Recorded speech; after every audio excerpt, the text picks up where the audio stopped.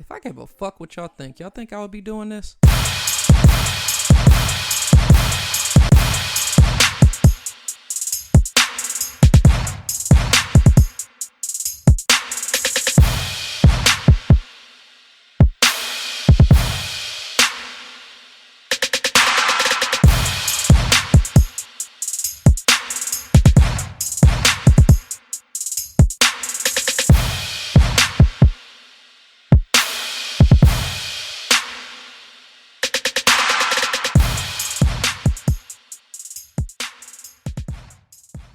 Welcome to the FMFU podcast, the podcast that's from me, for us. Vulgar but true, real and never fake. I'm your host, Reese, and I've got a lot of shit on my mind today, so let's get into it. Happy Friday, people, and welcome to a fresh new episode of the podcast that's from me and for us. It feels good to be back rocking with y'all because as much as I hated to do it, I had to take a 1-week leave of absence. I had plenty of reasons for it, though. Last week was rough, man, and to be real, it all started 2 Fridays ago. So I flew into the land late Thursday into Friday to hang out with my bros and turn up for his birthday and also Cinco de Mayo.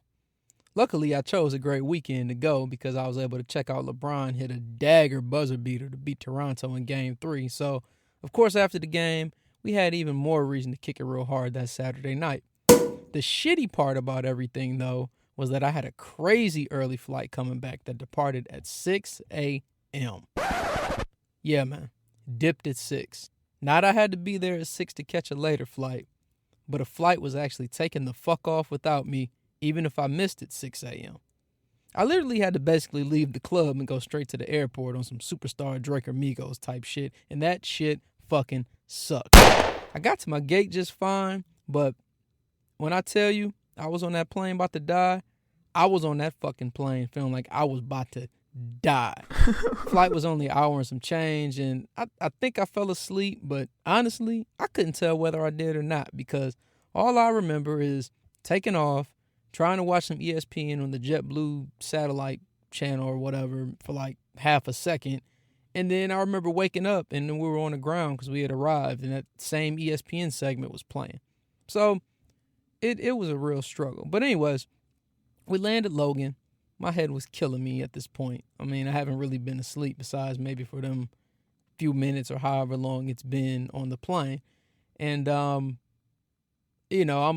waiting to get off the plane. You know how that is. It's always all these goddamn people trying to hurry up and get off. Like, hurry up and wait. Everybody stands up waiting for them to pretty much get to the gate so we can get off. But everybody's just all in the way and so goddamn anxious because we've been cramped in this fucking jet the whole time.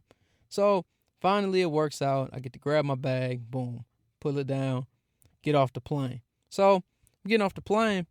So I call Shorty, right? And I forget I got these fucking Beats headphones on. So as soon as I call her, it just starts ringing loud as hell. So I'm already mad. I got a headache and shit because I'm still half drunk. So the phone rings for like half a ring. And then the next thing I hear is, "You have reached the voicemail box of..." So I hang up and I'm thinking, maybe my phone isn't ringing because of a dead spot I'm at in the airport or something like that. Let me wait until, I get further down the hall. So I'm walking further down the hall and I decide to call again. One more time, loud as hell through my headphones. "You have reached the voicemail box of..." I hang up again. I look at this phone half drunk and half tired and I'm thinking to myself, I know this girl phone ain't dead. I figured to myself, all right, let me try to give it the benefit of the doubt. Let me get more towards the baggage claim pickup area, then I'll try one more time. So I'm walking, rather stumbling, and then I get to the baggage claim area and I try again. And once more I heard, "You have reached the voicemail box of..." So I'm clicking the shit out of his phone. Like I'm beating the hell out of his iPhone to hang it up. But even though I'm trying to hang it up angrily or whatever, ironically, and surprisingly to myself, I wasn't even mad. I think it's because I was so goddamn tired and still half blasted that I didn't even have the energy to get upset. So I shoot a text that says, I think it was something like, "Girl, I know you didn't fall asleep on me and your phone's over there dead. But when I send it, the message goes through blue." So I'm thinking like, well, shit, if her phone died, how'd that goddamn iMessage bubble blue? So, shouldn't it be green if her phone is off? Like, this is what I'm thinking. all my iPhone users know what the blue bubbles are along with the the green bubble struggle. But anyways, so this blue bubble's being sent. I'm thinking, okay, well, maybe she just cut her phone on or something. So unfortunately, the blue bubble being sent set me up for the fucking okie doke. As I called one more time, thinking that I might get lucky. So I'm over here like, okay, I'm gonna get lucky. She gonna answer the phone. Phone rings, half a ring, and once more I hear fucking, "You have reached the voicemail box of." So at this point, I'm still not upset, but I'm just thinking like, fuck. Like, so so I'm looking at my, so I was over here looking at my options at the time. And of course, first thing we think is, Uber or Lyft. I didn't really have anybody who I wanted to disturb or call because it's like 7 something in the morning. So I'm looking at Uber and Lyft, and the price of that shit was like $35, maybe even close to $40. So I'm just like, fuck that shit. I'm not about to pay that shit. Plus, my phone was dying because I couldn't charge anywhere since I went straight from the club to the airport. On top of all this, I ain't even have my fucking house key. But I did tell myself that if it comes down to it, I need to at least make it in the crib. Then I'll just bang on the door when I get there. So instead of paying for an Uber, I did what anybody else would do if they had access to it. I hopped my ass on the Silver Line bus so I could get on the Red Line at the train station. So I'm on the bus heading to the T, and I get a sleepy ass phone call from Shorty like, oh shit, I just woke up. My phone was dead. So of course I'm just like, yeah. Well, I'm already on the way to the train station, so just pick me up from Quincy Adams.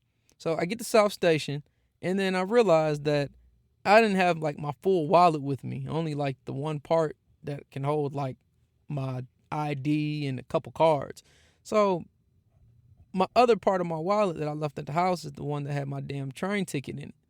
So I'm like, shit. So I look for a machine to pay for a one-way pass, and when I get down there to look for the machine, both of the fucking machines are down. So then I'm really just like, fuck, what else can go wrong, and how am I going to get on this fucking train?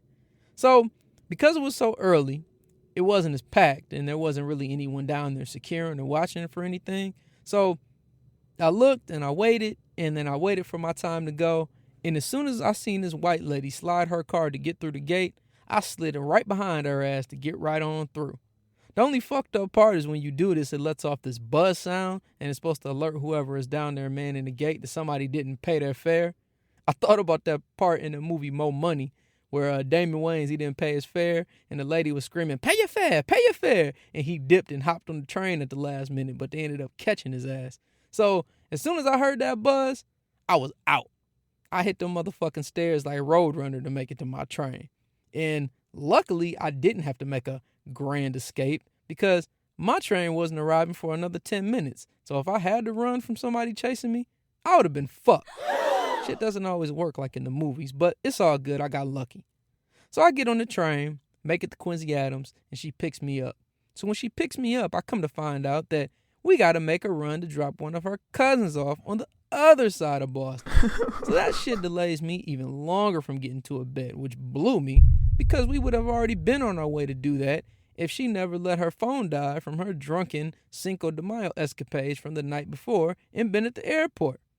But fast forward, we eventually make it home, and my Sunday's pretty much over for me after I nap and, come back alive and do some cleaning. Day's over with. So the next day rolls around, and it's Monday. And Monday is never grand because who likes Mondays? Nobody.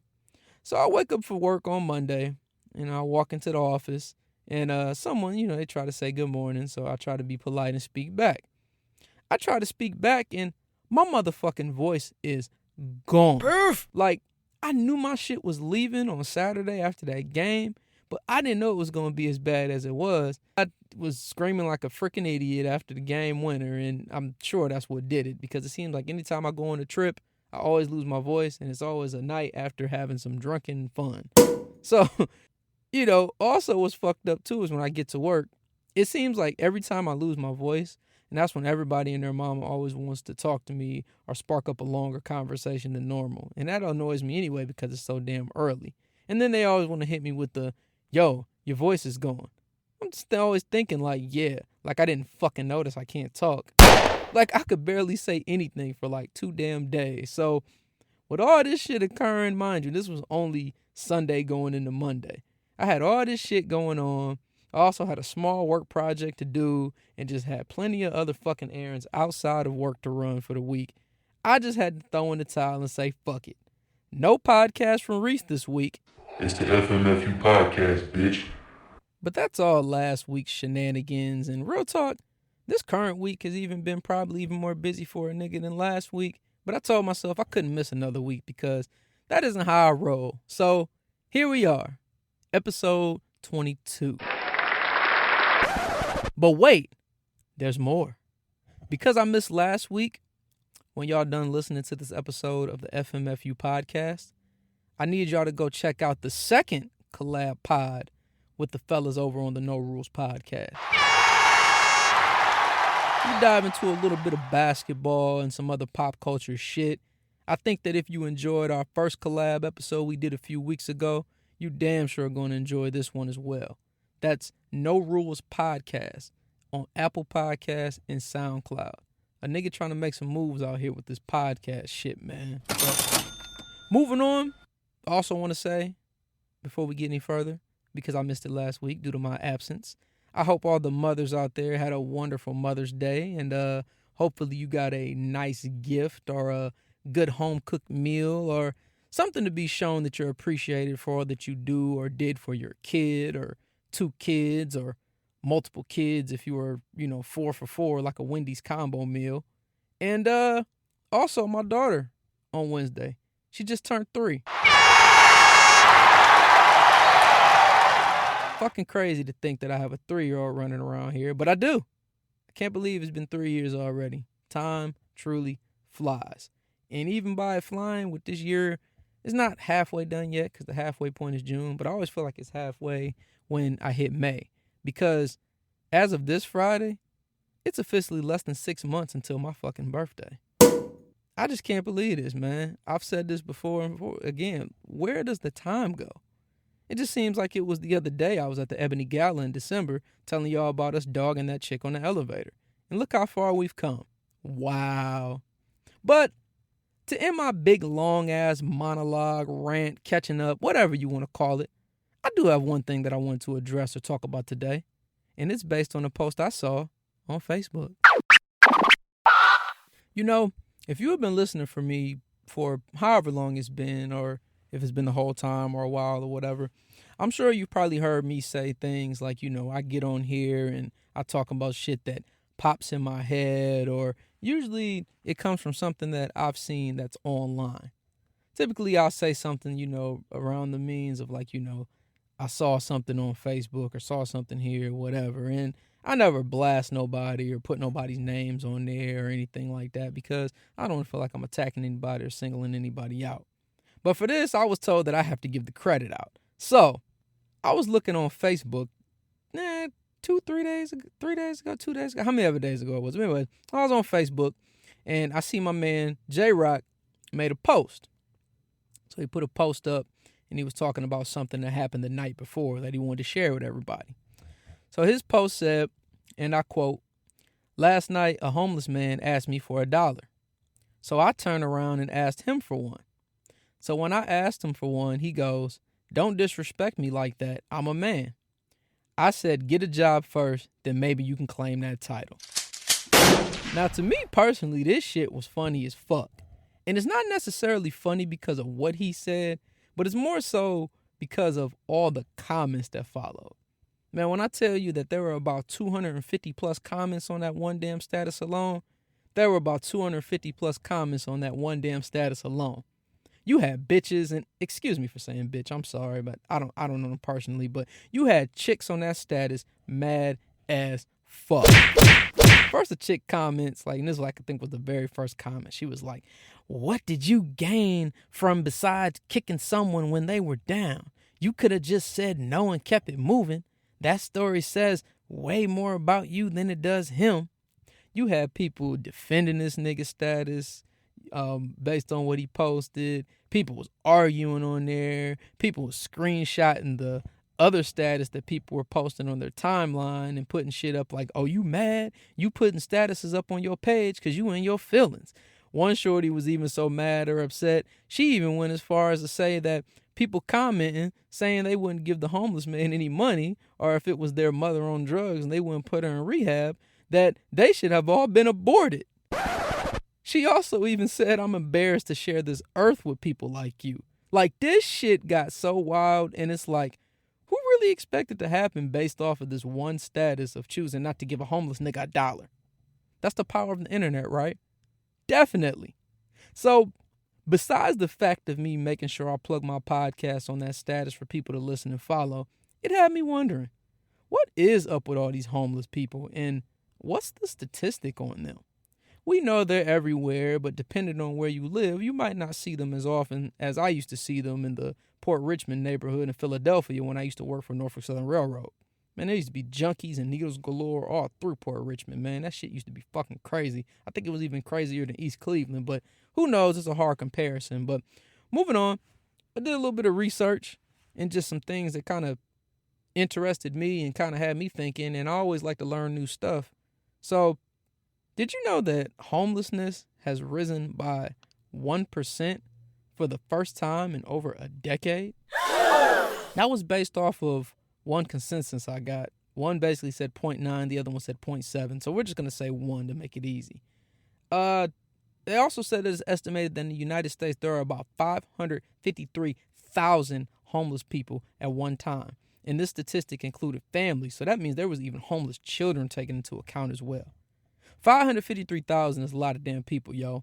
That's a lot of people just to have on the streets, even if America is really big and they're spread throughout the 49 states. I say 49 because I'm going to assume they wouldn't survive in cold-ass Alaska. Let's put it in perspective.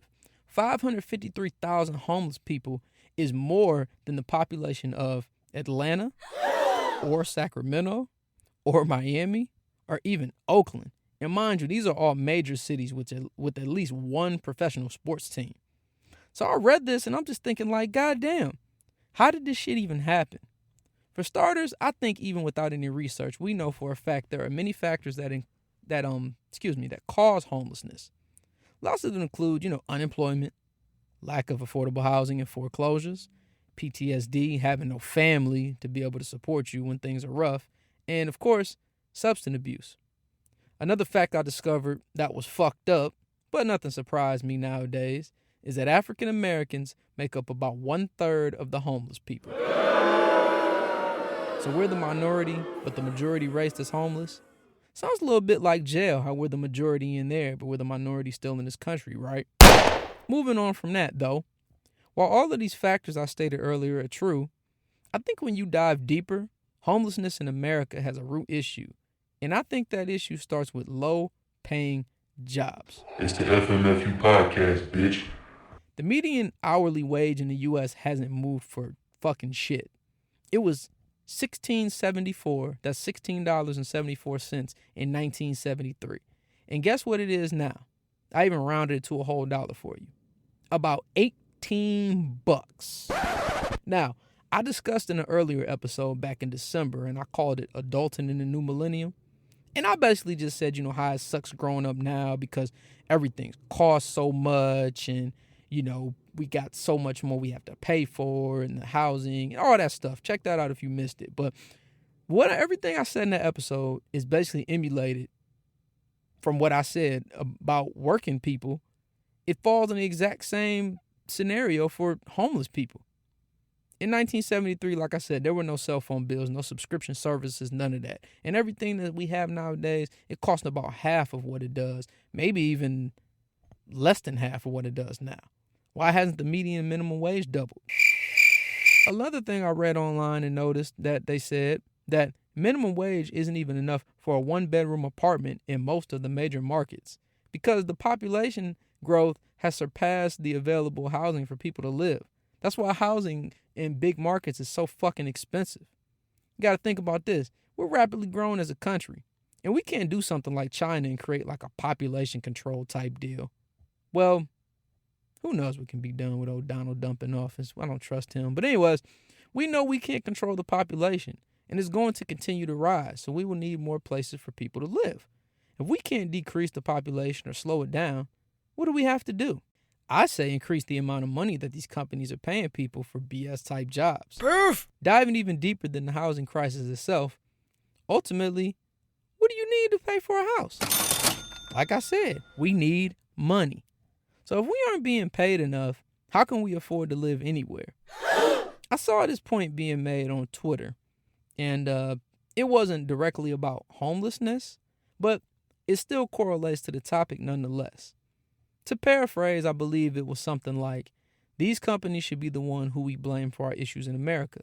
I think these companies use their power to offer jobs at the lowest rate to underpay people for stuff and make it seem normal when they should be getting paid more. Hence, they undersell jobs, and it puts people who are desperate for any type of work to accept, and then they end up behind on bills, can't afford to pay for their house, lose their house, they get depressed, and become homeless. And while in the process of being homeless, they get strung out on drugs to ease the pain. Now, as far as the homeless stuff at the end and getting strung out on drugs, I threw that in there. But think about the pattern of everything I just said. Typically, that's how it happens. You have people who are homeless and get strung out on drugs because they're stressed out. They don't know how to deal with life. It's so much going on. Your child can't eat. You can't do anything. So you turn to something that you think that can ease the pain, and it's something that turns into addiction. I feel bad for homeless people because I think about it. I can only imagine not having a roof over my head every night and having to sleep in a dirty, abandoned building or a tent or even a bench on a bus stop. I mean, I've been in Miami like 3 times, and it's always like, they say beach bums, like there really are beach bums. Like there's guys that be sleeping on benches and stuff. And it's just like, Jesus, like luckily y'all are in the warm weather, but it's just terrible. But I'm going to be real with you all. Although I feel bad, I'm just like most of the masses. Most of the time when I personally think or see a homeless person, I'm probably more so to assume, and I'm sure mostly everyone does too, is think that they want money to cop some drugs. Now, this may be true. And if it is true, or we're not 100% sure, that's kind of just on the person. And we just have to make sure we use the right discretion into what their intent is. Like, if you feel like performing a good deed and passing along $1 or a couple dollars, then if you're a little unsure about that and you know they're pretty hungry because you don't want to spend the money on drugs, then you can maybe contribute that to maybe like something to eat or a bottle of water or something. If you think that they might potentially be trying to cop some of them 2 for $5 purple tops. And my man's on the status, the one who initially started this conversation, he said he knew the dude because he was around all the time. And that dude, I guess he gets a check, but I don't know. I guess he fucks the shit off on drugs or something. So they was all trying to play my man's, but I'll be real with you. If I knew that about dude and he was getting checks and shit, I wouldn't have gave him a fucking dollar either. Fuck that. But the root of that, with all these people making these comments, and I think what I just really got to say about it is that the problem I have, and I think some of the people that were defending what he said on his status about how he didn't give him a dollar, the problem that me and those people defending him have is that you can't go on somebody's status and tell them what they need to do. You can't tell somebody what to do with their money. Telling someone what to do with their money is the problem with everyone in society. You can't pocket watch people and say, shit, nigga, you need to spend your money on this cause. You ain't supposed to do that for this. You ain't supposed to do that. If I give $5 to the church and don't give $1 to a homeless guy, does that make me a bad person? No. You can't sit here and examine exactly what someone should do or decide on what they should spend or decide what they shouldn't spend their money on. You don't know everyone's scenario or situation. And at the end of the day, if it doesn't affect you personally, it shouldn't fucking bother you that bad where you're talking about that your mother should have aborted you. That's some fucking psycho shit. That chick on that status should not have been throwing insults out like that. It's just terrible, man. It's just terrible. But if that's the person's choice, we shouldn't be judging them on that. Let's stay in our lane and not worry so much about what the next person is doing. And let's focus on what we can do to ourselves to help anybody in any situation. In the words of Snoop Dogg, steady your own, get your own. Know what I'm saying? Be independent, nigga. Biatch! Short and sweet podcast for this week, but you get double the dose as you get this and my No Rules Pod collab. Plenty of good content to go around. What Oprah say that one time? You get a collab. You get a collab. You get content. I'll be back next week discussing whatever pops in this dome of mine. Summer's starting to heat up, and we know when that sun comes, I get my energy, so I'm really going to be in my bag. I'm going to keep pushing that good content out, keep y'all laughing, talking about some real shit, and getting y'all thinking. Stay the fuck up. Thank you for listening to the FMFU podcast, the podcast that's from me and for us. Make sure you hit that subscribe button, like, and comment, whether you're listening on Apple Podcasts, SoundCloud, or Google Play. Also, make sure you get at me on my social media pages. I have a Facebook page, which you can search for From Me For Us, or you can leave it in a status at FMFU_podcast. Also, get at me on Twitter and Instagram at the same @names. That's at FMFU_podcast. Remember, people, always keep it a buck, always keep it 1,000, and perception is everything. I hope you have a nice day. Still fuck y'all.